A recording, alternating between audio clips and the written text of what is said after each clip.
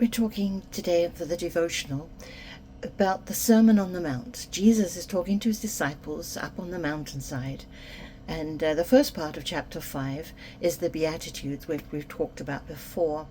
And now I'm going to be reading the rest of chapter 5. And it's Jesus just telling the disciples who they will be. And he's comparing what it was like in the Old Testament, the rules and the laws of the Old Testament, but what it should be like now. And these very, very much should be for you and I, that we can walk the walk that Jesus is talking about here. So I'm reading from the Message Bible. You might want to read along with your own Bible or read it another time, but just listen in. So this is chapter 5. Salt and light. Let me tell you why you're here. Jesus is talking. You're here to be salt seasoning that brings out the God flavors of this earth. If you lose your saltiness, how will people taste godliness? You've lost your usefulness and will end up in the garbage. Here's another way to put it. You're here to be a light, bringing out the God colors in the world. God is not a secret to be kept. We're going public with this, as public as a city on a hill.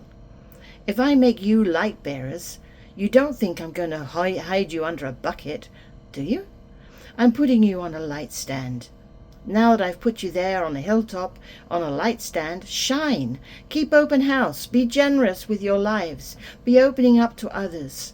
You'll prompt people to open up with God, this generous Father in heaven. Don't suppose for a minute that I have come to demolish the Scriptures, either God's law or the prophets. I'm not here to demolish, but to complete. I'm going to put it all together in a vast panorama.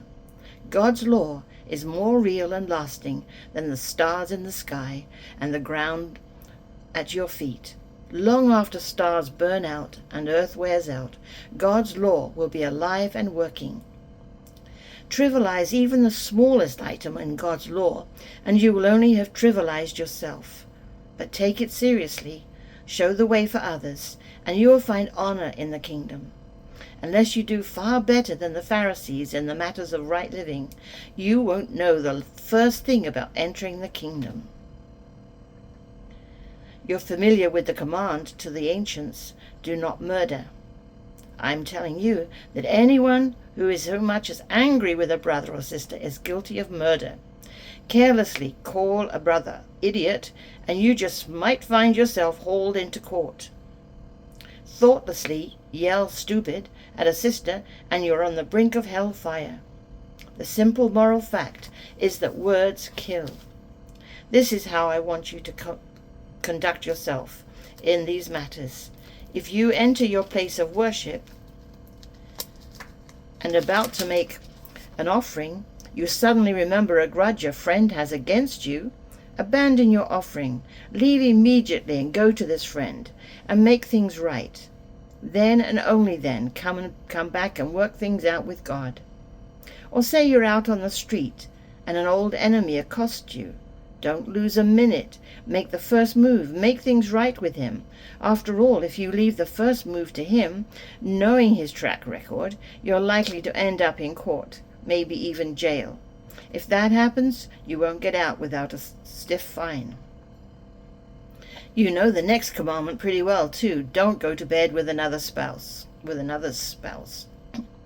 But don't think you've preserved your virtue simply by staying out of bed. Your heart can be corrupted by lust, even quicker than your body. Those leering looks you think nobody notices, they are also corrupt. Let's not pretend this is easier than it really is. If you want to live a morally pure life, here's what you have to do. You have to blind your right eye the moment you catch it at a lustful leer. You have to choose to live one-eyed or else be dumped on a moral trash pile. And you have to chop off your right hand the moment you notice it raised threateningly. Better a bloody stump than your entire being discarded for good in the dump. Remember the scripture that says, whoever divorces his wife, let him do it legally, giving her divorce papers and her legal rights. Too many of you are using that as a cover for selfishness and whim, pretending to be righteous just because you are legal.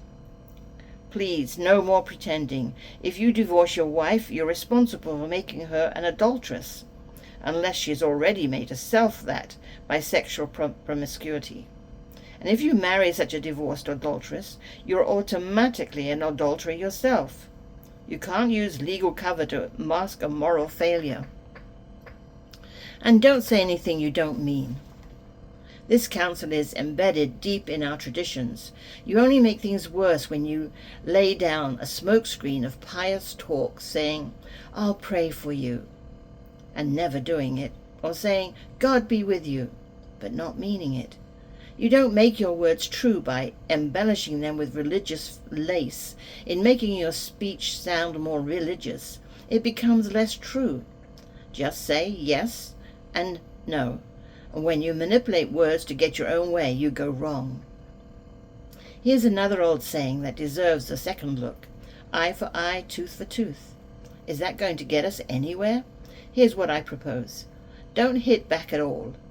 If someone strikes you, stand there and take it.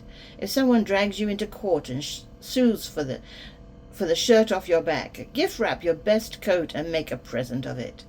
And if someone takes unfair advantage of you, use the occasion to practice the servant life. No more tit-for-tat stuff. Live generously. You're familiar with the old written law, love your friend, and its unwritten companion, hate your enemy. I'm challenging that. I'm telling you to love your enemies. Let them bring out the best in you, not the worst. When someone gives you a hard time, respond with the energies of prayer. For then you're working out of your true selves, your God-created selves. This is what God does. He gives his best, the sun to warm and the rain to nourish, to everyone, regardless the good and the bad, the nice and the nasty. If all you do is love the lovable, do you expect a bonus? Anybody can do that. If you simply say hello to those who greet you, do you expect a medal? Any run-of-the-mill sinner does that. In a word, what I'm saying is, grow up. You're kingdom subjects. Now live like it. Live out your God-created identity. Live generously and graciously toward others, the way God lives toward you. That's Jesus speaking to his disciples, chapter 5 of Matthew, the Sermon on the Mount. Tomorrow we'll read chapter 6.